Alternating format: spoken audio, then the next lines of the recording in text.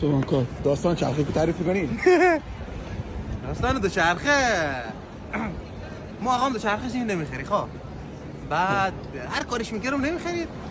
عباسو به چه همسایه‌مون گفت که بیو یه کاری بکن بیو ما یه کاری کردم جواب گرفتم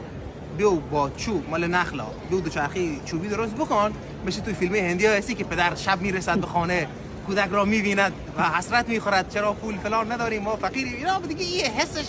گل میکنه سیدا دوچرخه میخره آها بعد ما رفتم یه درخت نخل خنیزی ها یه بونه خنیزی تو حیاطمون بی چوباش اشکاندم آوردم من گرفتار دوچرخه شدم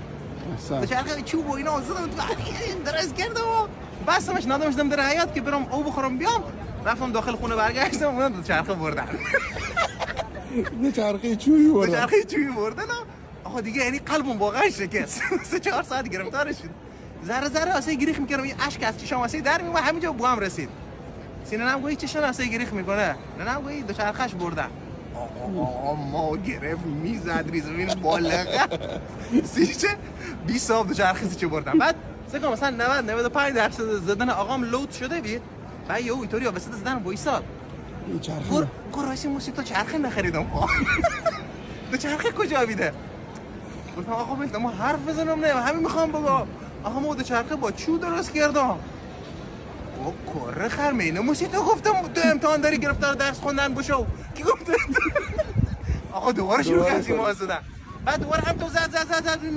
90% که لود کرد زدنش دوباره وایسا گراسی ما چو تو خونه نداشتیم خان گفتم آقا این چوب مال شاخه مال نخل مال درخت خنیزی رفتم اشکاندم آقا من خیلی خنیزی کو حساس بید تخم سگ تو رفتی دستی نخله کنه اینه گفتم دستی کسی نزنه دوباره زدم هیچ دوچرخه چی انگرمان نومد هیچ ما تا اون دوچرخه نداشتم الان دوچرخه میخوایی؟